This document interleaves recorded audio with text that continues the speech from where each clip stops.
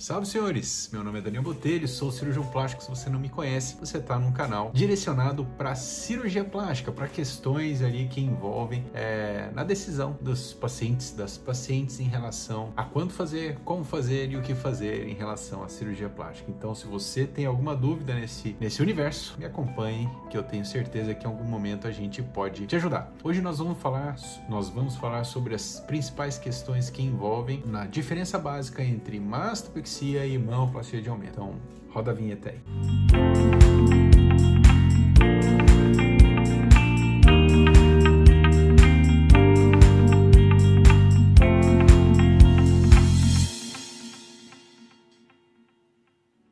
Gente, quando os pacientes procuram por alguma alteração ou melhora na mama envolvendo o implante, normalmente a gente tem dois caminhos básicos. Seja a necessidade de readequação do tecido da mama, seja simplesmente com o posicionamento do implante. Então, o que vai nos condicionar nesses caminhos básicos, naturalmente, é a condição de base da mama. Mama sem flacidez, com a areola numa boa posição, na maioria das vezes a gente parte para mamoplastia de aumento, que são cirurgias da mama que envolvem o implante, pode ser abaixo do músculo, acima do músculo, mas normalmente com uma incisão no sulco da mama, em que a gente faz um descolamento do plano adequado, de acordo com a escolha da técnica do cirurgião, para posicionar ali aquele implante. Então a gente tem como cicatriz resultante simplesmente uma cicatriz no sulco mamário. Porém, a gente tem algumas situações em que a areola já está um pouquinho mais caidinha, já tem um pouco mais de tecido, a mama já um pouco mais de flacidez, seja por gestações pregressas, seja por alteração do peso da paciente, ou seja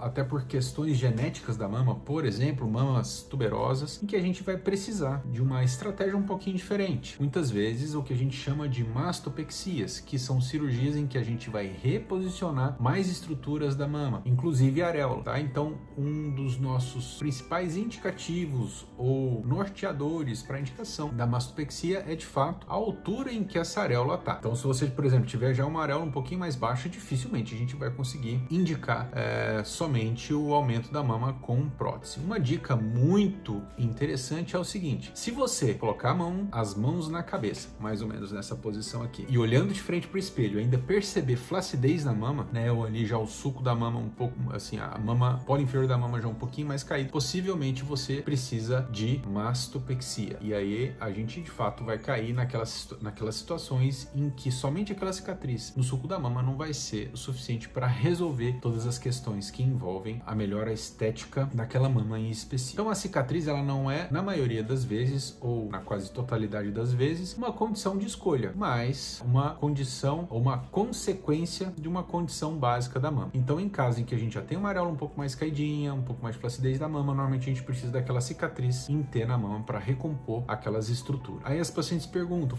poxa, doutor, mas será que não dá para fazer sem a cicatriz em T? Quando a gente já tem indicação de mastopexia, se a gente força para não realizar a cicatriz em T, na grande maioria das vezes, a gente vai ter uma mama com aspecto estético infinitamente inferior ou, de fato, pior do que com a cicatriz, certo? Então é importante você alinhar isso antes com o seu cirurgião para que você esteja bastante ciente da técnica de escolha, da cicatriz, em que vai ser resultante ali do processo cirúrgico, para que, de fato, você conheça todos os detalhes da realização da sua cirurgia. Então, nas mastopexias, normalmente, a gente tem, assim como eu falei, a cicatriz em T, e a porção horizontal da cicatriz, ela está diretamente associada ao tamanho da mama. Mamas de base mais larga, a gente tem um componente horizontal mais longo, mamas de base mais estreita, a gente tem um componente horizontal mais estreito. Você, de novo, olhando para o espelho, frente para o espelho, você observa ali a sombra que o sulco da mama faz. Você olhando de frente, normalmente, essa vai ser a componente horizontal da cicatriz. Tem casos em que a gente precisa eventualmente emendar a cicatriz aqui no meio, quando a gente tem uma mama que quase emenda de um lado em relação ao outro. E existem alguns casos em que a gente precisa quase alongar a cicatriz para a linha média da axila, quando a gente já tem mama ou flacidez mamária nessa região também, certo? Então a cicatriz, ela é também algo muito individualizado, porque vai depender da condição de base da sua mama antes da cirurgia. Então nós falamos algumas questões aqui, principalmente relativas ao pré-cirúrgico. Tem algumas questões que envolvem o pós-operatório pós-operatório, principalmente em relação à recuperação, é claro, cada tipo de cirurgia ou estratégia cirúrgica vai conferir necessidades específicas em relação ao pós-operatório. Existe para mamoplastias de aumento, inclusive, a possibilidade de uma recuperação rápida em até 24 horas ou já ali na primeira semana o paciente já pode retornar às atividades do dia a dia, mas isso é uma estratégia específica, não são todas as mamoplastias de aumento, inclusive, então conversa com seu cirurgião se ele de fato conhece a técnica, se ele está habituado com essa estratégia de recuperação mais rápida para que isso possa ser uma realidade ali no seu pós-operatório de mamoplastia de aumento. No caso das mastopexias, existem cuidados mais específicos, é óbvio, porque a cicatriz é um pouquinho maior, então normalmente a recuperação para atividades leves